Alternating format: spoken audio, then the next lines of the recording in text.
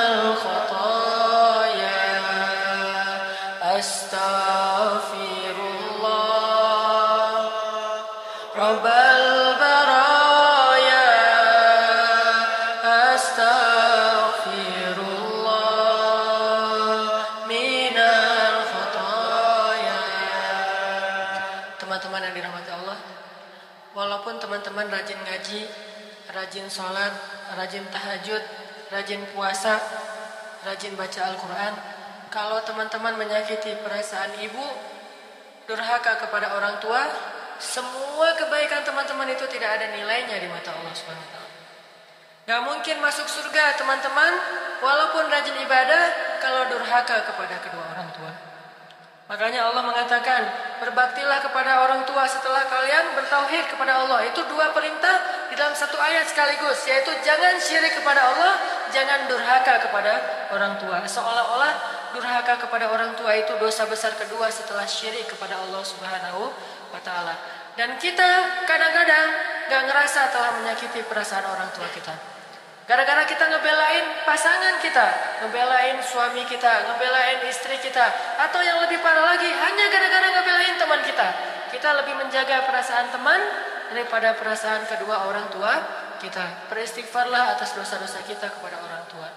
Astaghfirullah Rabbal baraya, astaghfirullah nal khataya, astaghfirullah Rabbal baraya, astaghfirullah minal khataya.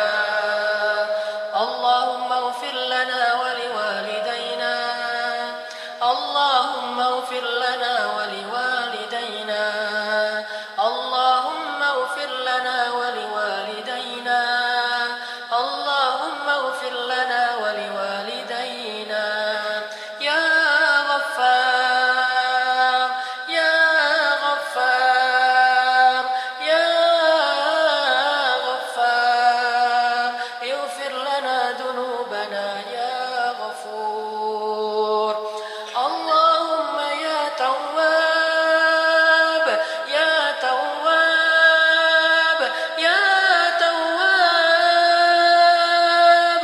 tub alayna ya Tawwab, Ya Tawwab, tub alayna ya